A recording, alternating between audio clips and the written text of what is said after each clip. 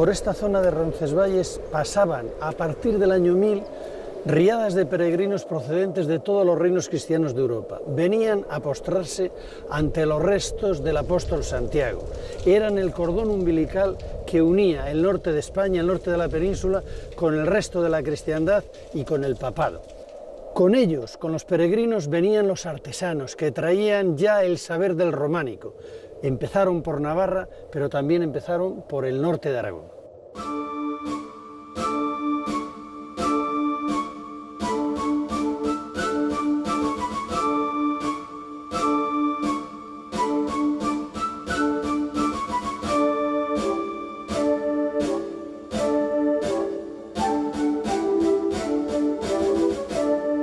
Estamos en la primera edificación de planta central de Navarra, es de mediados del siglo XII, la capilla del Espíritu Santo, más conocida como Silo de Carlomagno, porque según la leyenda, en este punto mandó enterrar Carlomagno los restos de Roldán y de su ejército. En realidad se trata, en su parte inferior, de una cripta para entierro de los peregrinos que fallecían en el hospital, que era una de las principales infraestructuras de Roncesvalles.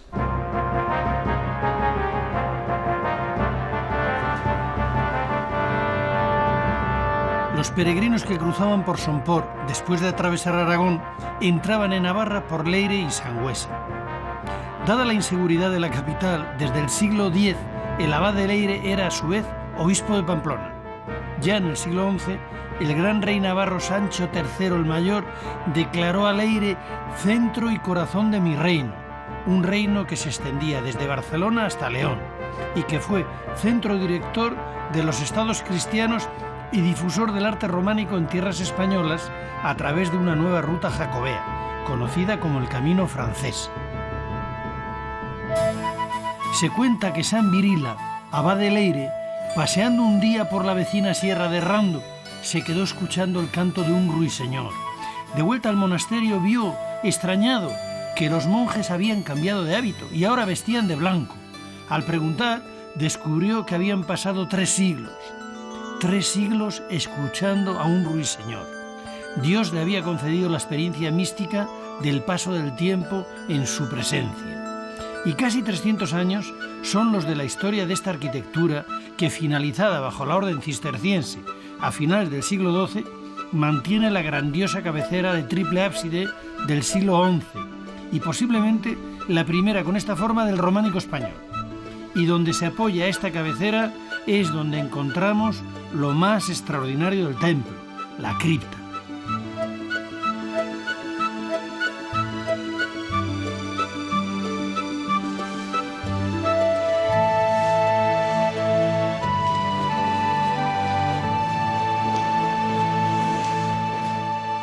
El maestro que construye esta cripta de Leire a principios del siglo XI es un genio de la arquitectura. Tiene que resolver varios problemas. Primero, salvar el desnivel de la iglesia. Segundo, sujetar el presbiterio, que pesa mucho. Y tercero, realizar un espacio religioso. Y además expresa de una manera clarísima el enorme peso del presbiterio, pero aligera los capiteles, el apoyo de los capiteles, para expresar que la iglesia, la cripta, podía continuar hacia abajo.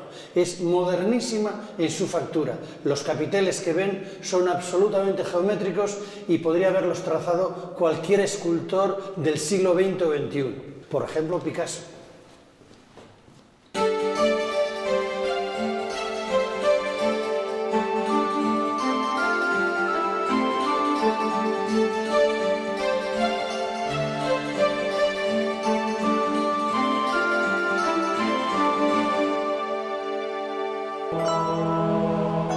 La Catedral de Pamplona, totalmente reformada después, supuso la transformación del románico en Navarra.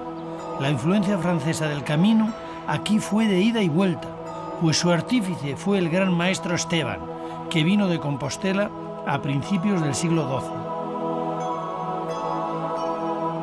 Décadas después se realizan los magníficos capiteles del claustro, hoy en el Museo de Navarra, que son posiblemente el resultado de una conjunción genial entre un cantero formado en Tolosa y un gran obispo de origen aragonés, Sancho de la Rosa, que pudo inspirar los temas de esta obra que sitúan a la diócesis pamplonesa entre los focos más interesantes del románico hispano.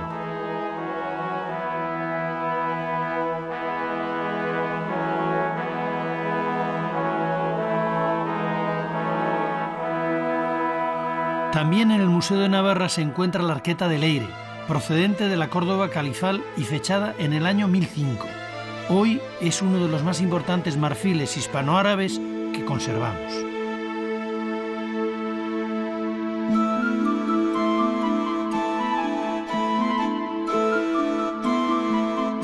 Los templos de planta central han dado lugar a tesis esotéricas sin ningún fundamento, como la atribución de ellas a la Orden del Temple. Santa María de Unate sigue la tradición que desde la antigüedad ligó estas formas circulares a funciones de carácter funerario y que el Camino de Santiago reproduce al servicio de los peregrinos.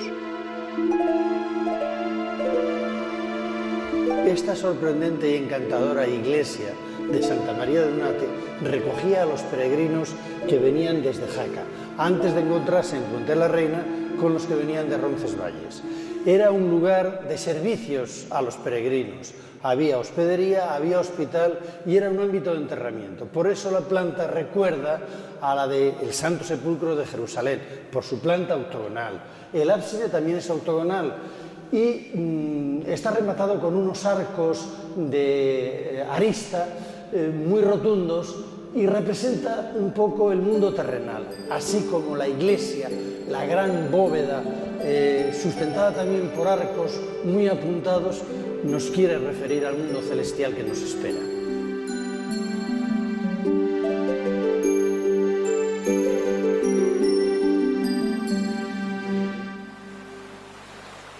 La unión de los dos caminos se planifica con la creación de nuevas poblaciones, como Puente la Reina, en donde confluyen los caminos.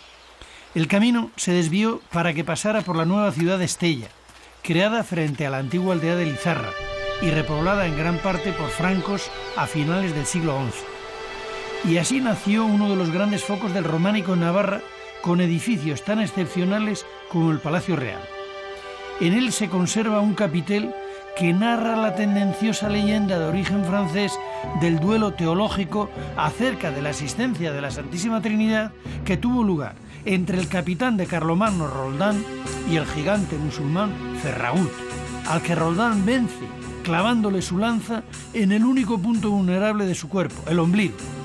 Según el muy francés Códice Calistino, escrito ya en el siglo XII, Carlomagno y sus huestes liberaron a la Hispania cristiana del Islam. El otro gran capitel del palacio presenta un tema clásico del mensaje románico, la tortura del avaro en el infierno, con caldera incluida, atendida por malignos diablos.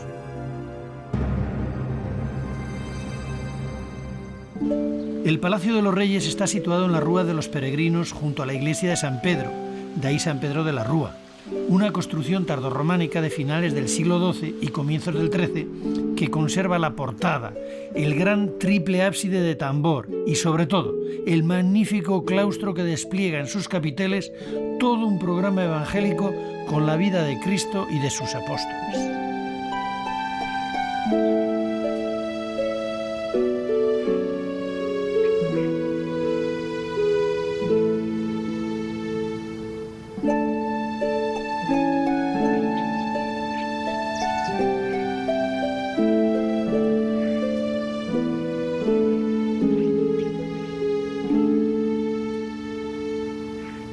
Pero la obra más famosa del foco de Estella es la portada de la iglesia de San Miguel, una joya del románico en Navarra y en los reinos hispanos. Don Javier, el nombre de la rosa popularizó las portadas románicas. ¿Qué aportan y qué aportan estas de Navarra? Las portadas románicas estaban pensadas para los espectadores de su tiempo. Aquí estamos delante de una gran plaza en la que se reunían los habitantes del propio barrio, se reunían gentes procedentes de Navarra, otros que habían venido a poblar esta ciudad de fuera y, por supuesto, los peregrinos que iban camino de Santiago. Y las portadas transmitían los mensajes fundamentales del cristianismo, arreglados con alguna intención específica de cada una de esas portadas. Por ejemplo, en este caso tenemos la intención básica es mostrar la gloria de Dios, mostrar también el camino de salvación, el camino que tiene que seguir el hombre cuando se acerca hacia Dios, e incluir algún relieve que hace referencia al patrono al santo al que está dedicada la iglesia, que es San Miguel. Por eso aparece ahí San Miguel con el dragón. San Martín compartiendo su capa con el peregrino que resultaría ser Cristo, la crucifixión de San Pedro y tantos otros mensajes evangélicos representados en las portadas románicas cumplían el carácter de Biblia de los ignorantes con que defendía las imágenes San Gregorio.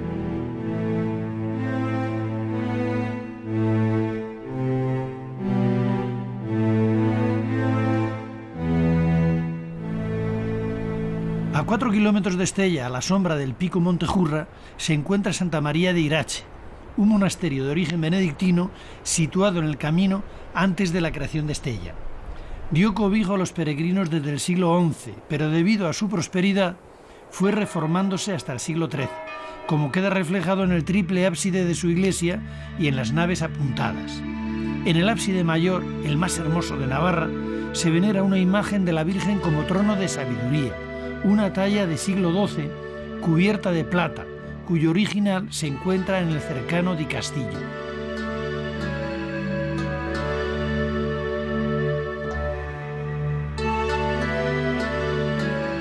La cúpula, que sustituyó la románica durante el Renacimiento, se sostiene simbólicamente en los 4 evangelistas que, como dice San Ireneo, son columna y fundamento de la Iglesia.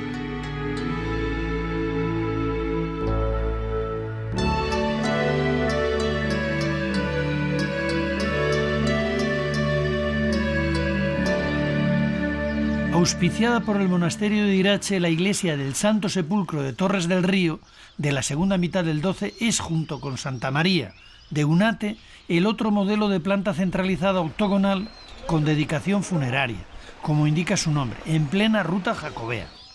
La linterna exterior sobre la cúpula se debió construir para servir de orientación en la noche a los peregrinos, haciendo sonar alguna campana instalada en ella, pues la luz de un fuego no serviría para mucho al estar la iglesia situada en una hondonada.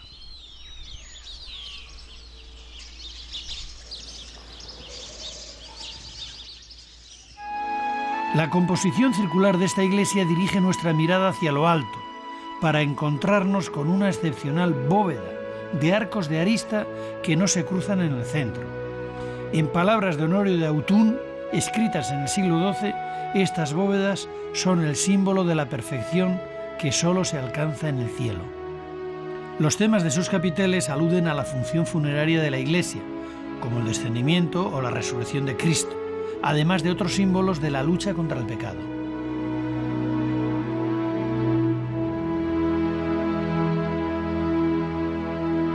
En una desviación del camino hacia la Sierra de Codés, en el pueblo de Azuelo, existió un monasterio benedictino en el siglo XI, dependiente de Santa María de Nájera, del que queda su iglesia, San Jorge, del siglo XII, ejemplo del románico que el Camino de Santiago trajo de Jaca.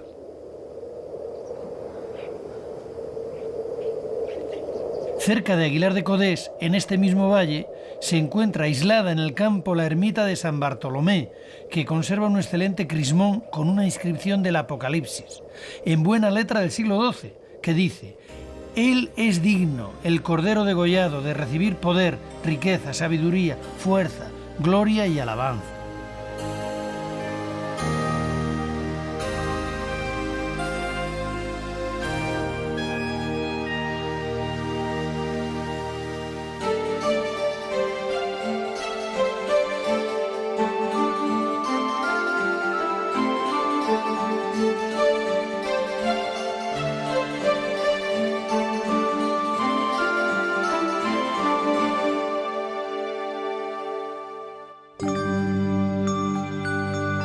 El llamado Camino Aragonés penetra en Navarra por Sangüesa y deja en el siglo XII, en su iglesia de Santa María la Real, una de las obras cumbres del románico hispano.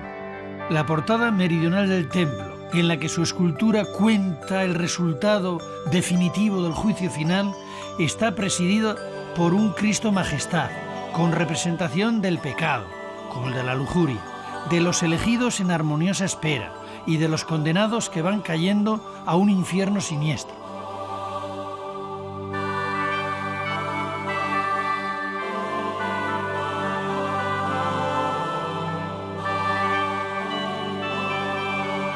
La escultura de las enjutas mezcla todo tipo de temas, oficios como el del herrero, costumbres como los luchadores y muchos más, todos ellos de gran calidad en su talla. En las manos de la jamba que representa a la Virgen está la firma del autor, de origen borgoñón, Leodegarius Meizo.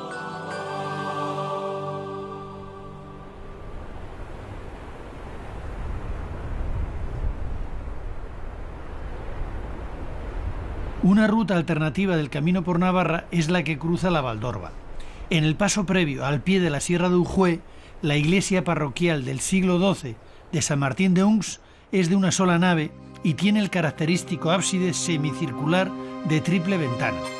Conserva además una interesante pila bautismal con una naturalista representación de la Virgen dando de mamar al niño.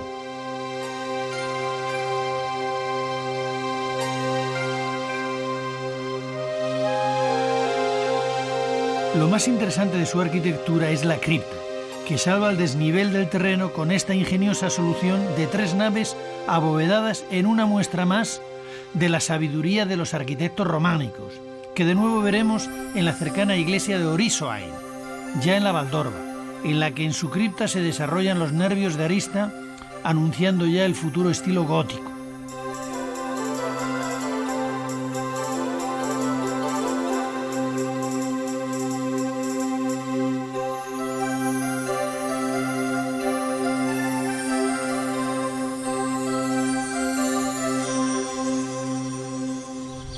Junto a Orisoain está la ermita del Cristo de Catalain, en Garinoain. Es lo que queda de un antiguo monasterio del siglo XIII dependiente de Roncesvalles. Es una construcción sencilla, de un románico rural muy reconstruido, que conserva una digna escultura, especialmente en su portada, de factura muy rudimentaria, aunque inspirada en modelos tan destacados como la misma Catedral de Pamplona.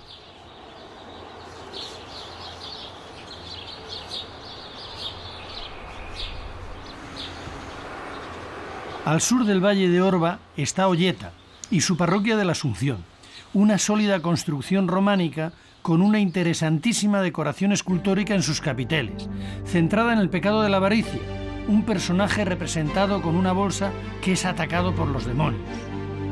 El avaro era especialmente condenado por la Iglesia, pues el peregrino necesitado, cosa muy normal, era su víctima propiciatoria. En estos campos de Olóriz encontramos quizás el conjunto escultórico más inspirado del Valle de Orba, en la ermita de San Pedro de Chano. En su portada está representado un festín en el que músicos y comensales se divierten y se sujetan a la mesa, que es la moldura del arco, en una narración única en la Navarra de finales del siglo XII.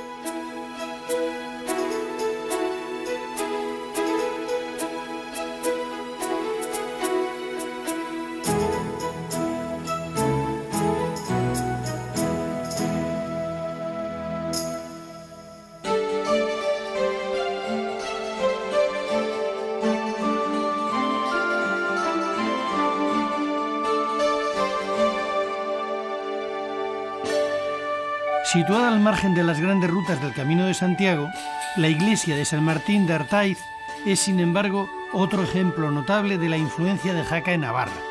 Su conjunto escultórico y la variedad de sus temas es uno de los más interesantes y mejor conservados del románico en Navarra de finales del siglo XII y principios del XIII.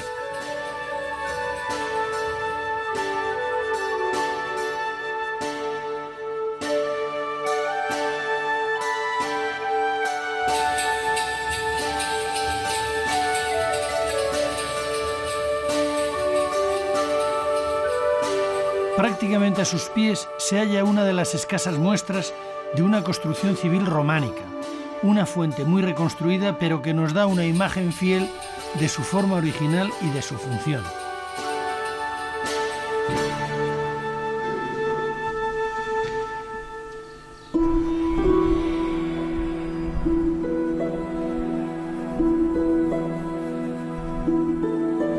Aislada en el Valle de Arce, que va de Aoiz a Roncesvalles, y muy vinculada en su estilo al templo de Artaiz, la iglesia de la Concepción es un buen ejemplo de románico rural que quizás perteneció a un señorío feudal que extendiera sus dominios por los pueblos del entorno, de los que saldrían las manos para trabajar la piedra con técnicas no muy diferentes a las que utiliza el cantero Pello Iraizoz en su taller pamplonés para reproducir estelas funerarias con esos símbolos solares de origen pagano, previos incluso a los visigodos, que tanto han arraigado en el mundo mítico vasco.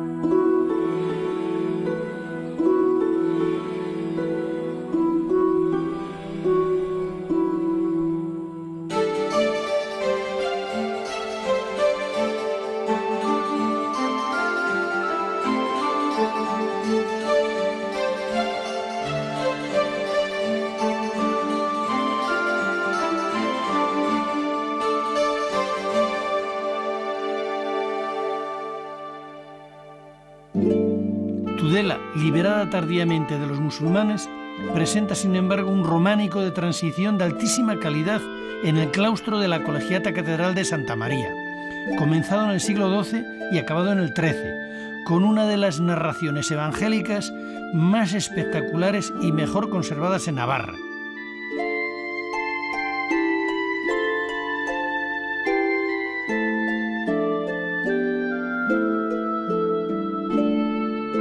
Temas tan significativos para el camino como el del peregrino de Maús, portando las enseñas del caminante, ya anuncia el final del románico por la manera tan naturalista que se presenta, o aún más acentuado el de la resurrección de Lázaro, en el que los familiares se tapan la nariz por el hedor que despide el recién resucitado.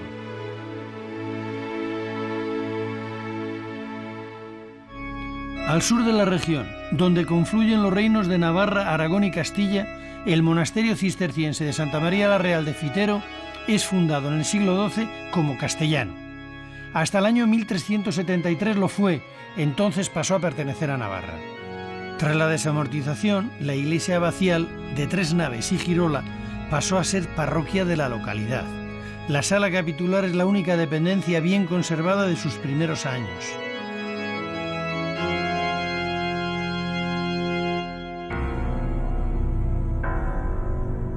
Cuenta la leyenda que al caballero Teodosio de Goñi se le apareció el diablo transformado en ermitaño y le dijo que su mujer le era infiel. Teodosio, en la penumbra de la noche, confundió a sus padres con su mujer y el presunto amante y asesinó a los progenitores. El horrible parricidio le condujo a una larga peregrinación de 7 años que terminó en la montaña de Aralar, donde venció a un dragón con la ayuda de San Miguel. Como agradecimiento fundó el monasterio de San Miguel in Excelsis.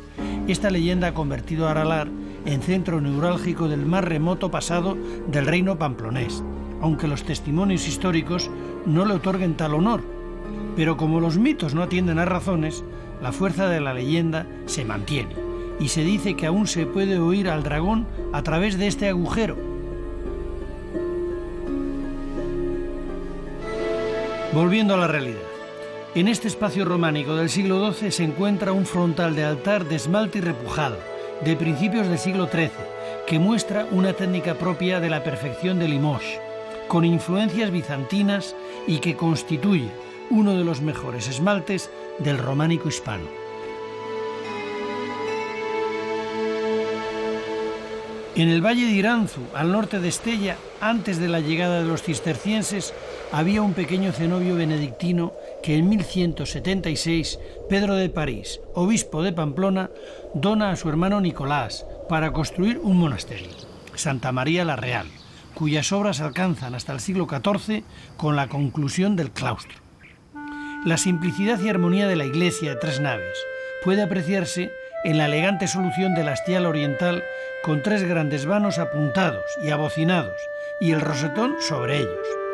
Esta sencillez de espíritu cisterciense, aunque ya estemos en el inicio del gótico, se continúa tanto en la sala capitular como en su cocina, que nos acerca a la vida cotidiana de los monjes, sin olvidar el lagar de piedra para pisar la uva.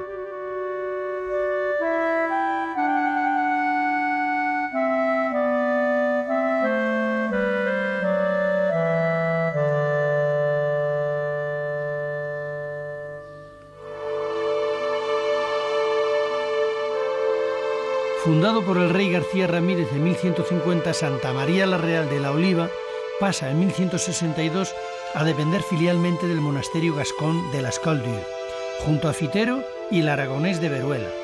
Pronto las donaciones reales y pontificias convertirán a la Oliva en el monasterio cisterciense más importante del reino.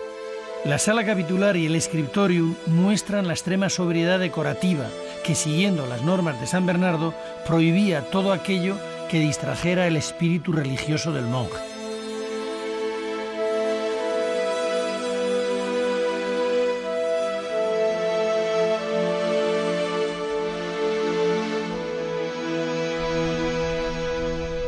Padre, sabemos que el cister es la sublimación del románico. ¿Qué elementos hay en la regla cisterciense que producen este milagro arquitectónico de la desnudez de la piedra, de la pureza de la piedra, cuando el románico estaba tan ornamentado? Una de las ideas que querían los padres era volver al Evangelio, volver a la pureza de la regla. Y una manera de esa es la simplicidad de la vida.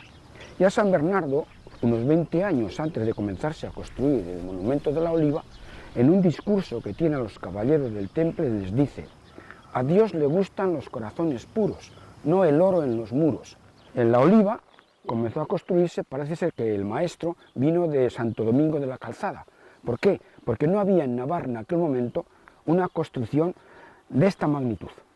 Es la que rompe un poco las proporciones en Navarra. Pero ellos se amoldan, quitan la ornamentación de los capiteles y hacen la piedra desnuda, ¿no? Se acomodan al espíritu del cister. Eso es lo que quieren hacer en nuestros monumentos, en el arte cisterciense. Lo despojan de contenidos de ornamentación para que creen una sensación de silencio, de paz y de libertad interior. Eso produce la elevación del espíritu. Y eso produce la elevación. Y eso es el milagro de la arquitectura cisterciense. Por eso yo aconsejo, cuando se entra en un monumento de estos, quedarse en silencio y como dejándonos inundar por el monumento. O sea que es bien profundo. La arquitectura es el vacío que llenamos con nuestro espíritu elevándonos. Un vacío para llenarlo de plenitud. Me parece una buena metáfora.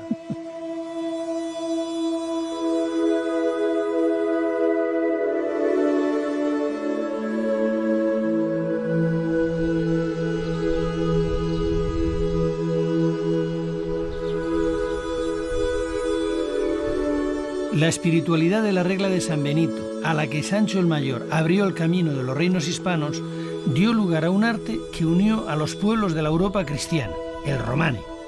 Por Navarra pasaron aquellos peregrinos que, como dijo Goethe y el Consejo de Europa ha ratificado, hicieron Europa en el Camino de Santiago.